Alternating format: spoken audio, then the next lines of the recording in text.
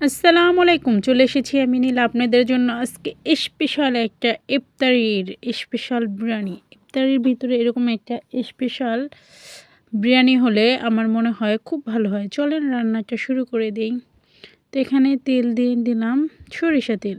আর বিরিয়ানির সাথে সরিষা তেলটা কিন্তু খুবই জোস লাগে। মাশাআল্লাহ আলহামদুলিল্লাহ খুবই টেস্টি হয়। অবশ্যই আপনারা সরিষার তেলটা ব্যবহার করার চেষ্টা করবেন। তো এইখানে আমি ঘরোয়া মসল্লা দিয়ে এখানে আদা, রসুন, গরম মসলা এবং হালকা একটু বিরিয়ানির মসলা দিয়ে এটা ১ ঘন্টা ম্যারিনেট করে রেখে দিয়েছি। এখন তেলে ভেজে নিলাম।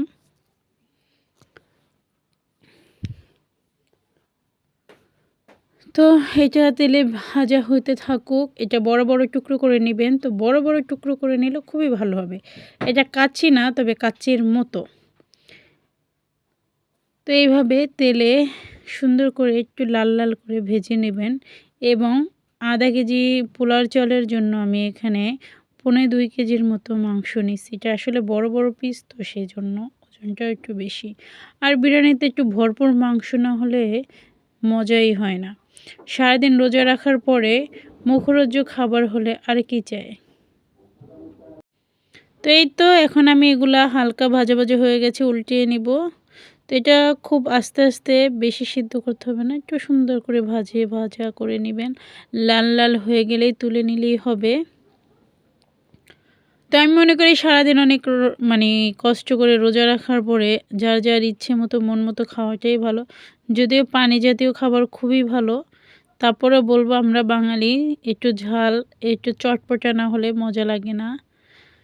তো এই দেখতে পাচ্ছেন, এটা আমি ২-৩ বার করে উল্টিয়ে নিচ্ছি। তো এই পর্যায়ে এটা আমি সুন্দর করে একটু উল্টে পাল্টিয়ে নিলাম। তো এখন আমি এটা তুলে নেব।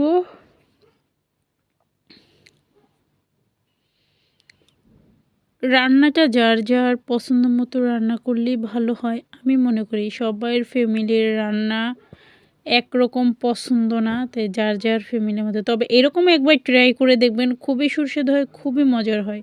বিরিয়ানি তো অনেকেই অনেক রকম খেয়েছেন, তো এরকম একটা স্পেশাল বিরিয়ানি একবার ট্রাই করবেন। এটা তো ঈদের দিনের জন্য একদম মাস্ট একটা টেস্টি সুপারহিট খাবার। তো এখানে আমি দিয়ে দিলাম আদা, রসুন, মশলা যেগুলো আমি এই মাংসর সাথে মিশানো ছিল, ওইটা ধুয়ে পাতিলে পানিটা দিয়ে দিলাম। এখানে সামান্য আদা অ্যাড করা আছে পানির সাথে, আদা রসুন। তো এখানে দিয়ে দিলাম বিরিয়ানি মশলা। এখানে টেবিল চামচ ১ চামচ বিরিয়ানি মশলা দেওয়া হলো। তো স্বাদ মতো লবণ দিয়ে নেবেন। সুন্দর করে কষিয়ে নিতে হবে। এক টাইপের বিরিয়ানি খেতে খেতে আমরা সবাই একসময় বোরিং হয়ে যাই, ভাল লাগে না। তো এখানে দুধ দিয়ে নিব। এটা আমার জাল করা দুধ, কাঁচা দুধ দিলেও পারেন, তবে আমার জাল করা ছিল, আমি সেইটাই দিছি। তো এখানে ১ কাপের মতো দুধ দিয়ে দিলাম।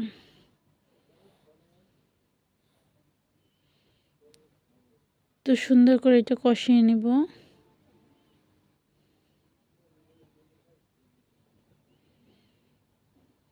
তো এতে দেখতে পাচ্ছেন এটা বলক হয়ে গেছে।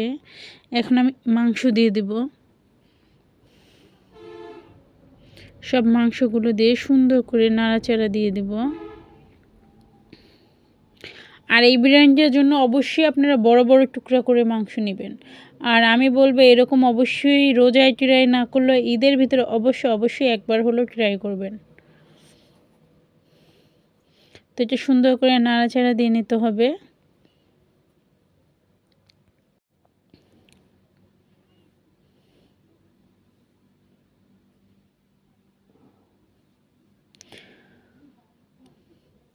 তো এই তো সুন্দর করে নাড়াচাড়া দিয়ে নিলাম।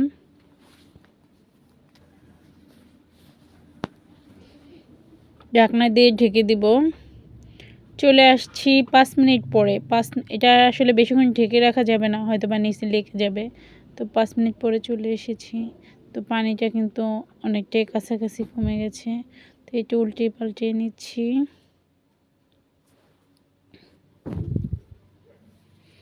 এটা বেশিক্ষণ ঢেকে রাখবেন না, একটু পরপর নাড়া দিয়ে নেবেন।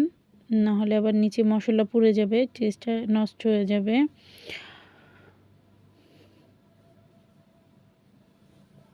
আর বিরিয়ানির কিন্তু ঘিটা খুবই মাস্ট দরকার। এই বিরিয়ানিটার ভিতরে ঘি তো অবশ্যই দরকার। বিরিয়ানি এবং খিচুড়ির ভিতরে ঘি দিলে স্বাদ দ্বিগুণ বেড়ে যায়। তো এই দেখেন চলে এসেছি, এখন আমার এটা হয়ে গেছে প্রায়, দেখতে পাচ্ছেন। আমি নামিয়ে নেব। তো এখন আমি পোলাওর জন্য মানে বিরিয়ানিটা যেই পাতিলে রান্না করব সেই পাতিলটা নিয়ে নিলাম চুলার উপরে।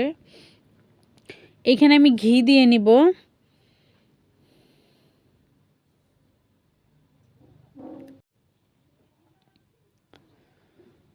ঘির ভিতরে আমি কিশমিশ ভেজে নেব আর সামান্য গরম মশলা, গোটা মশলা দিয়ে দিব।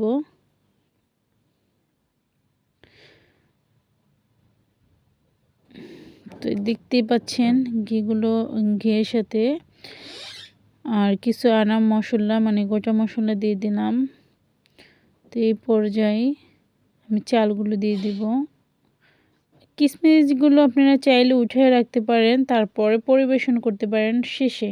তবে কিশমিশটা আমাদের ঘরে তেমন কেউ পছন্দ করে না, আর এই বিরিয়ানিটা কিশমিশটা প্রয়োজন, তো আমাদের ওইভাবে ভালো লাগে না। তো আগেই যদি আমি এইটার ভিতরে দিয়ে দিই, মানে চালের সাথে দিয়ে দিই, তো শেষে মানে ওইভাবে টেস্টটা আসবে না, মুখে লাগলে অতটা বোঝা যাবে না। সেজন্য আমি মানে চালের সাথে একবারে দিয়ে দিলাম। তো এখানে আমি আবারও বিরিয়ানির মশলাটা দিয়ে দিলাম 1.5 টেবিল চামচের মতো। এখানে বিরিয়ানির মশলা দিয়ে দিলাম। এখন সুন্দর করে নাড়াচাড়া দিয়ে নেব। স্বাদ মতো লবণ দিয়ে নেব।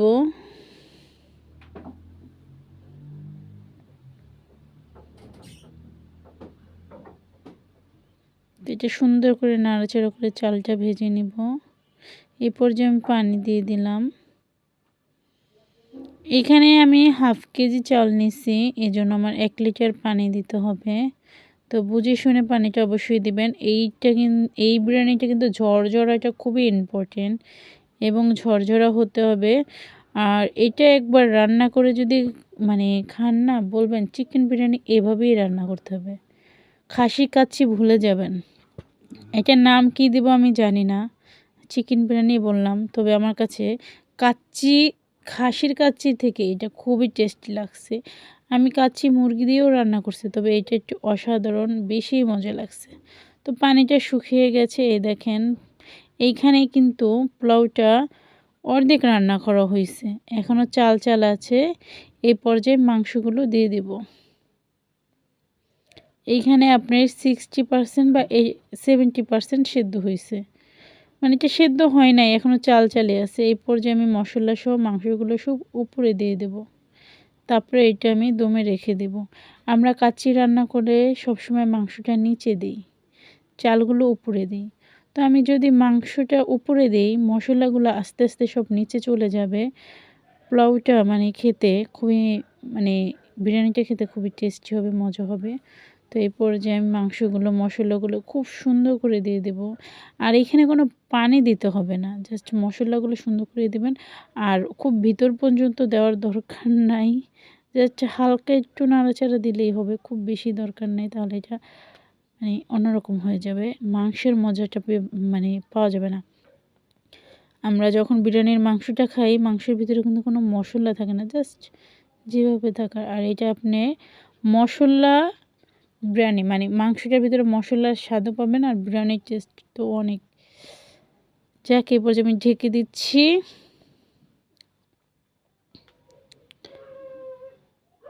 তো ঢাকনা দিয়ে রেখে দিলাম। এখানে আমি খুব অল্প আঁচে রেখেছিলাম 10 থেকে 15 মিনিট। তো এই পর্যায়ে আমি আবার চলে এসেছি। এখন কিন্তু আমার প্রায় 90% চালটা সেদ্ধ হয়ে গেছে। আর কালারটা দেখতে পাচ্ছেন, মাশাআল্লাহ অনেক সুন্দর। এই পর্যায়ে ঘি দিয়ে দিবেন। ঘিটা একটু বেশি দেওয়ার চেষ্টা করবেন। এখানে ঘির ঘ্রাণে কিন্তু আপনার খাওয়ার জন্য এমনিতেই পেটে খিদা লেগে যাব। আর সারাদিন রোজা রেখে হলে তো কথাই নেই। 5-10 মিনিট পরে চলে আসলাম আবার। তো এই পর্যায়ে কিন্তু আমার পুরো বিরিয়ানিটা হয়ে গেছে। এখন আমি পরিবেশন করে নেব। নামিয়ে নিয়ে এসেছি চুলা থেকে। তো দেখতেই পাচ্ছেন আমার চালগুলো একদম ঝরঝরে হয়ে গেছে, মাংস কিন্তু সব উপরেই আছে। তবে এটা কাচ্চির ফিল পুরোটাই আসবে। আমি এটার নাম দিলাম টেস্টি বিরিয়ানি, চিকেন টেস্টি মশলা বিরিয়ানি। তো এই দেখতে পাচ্ছেন, এখন আমি এটা নিয়ে নিলাম, পরিবেশন করে নিলাম।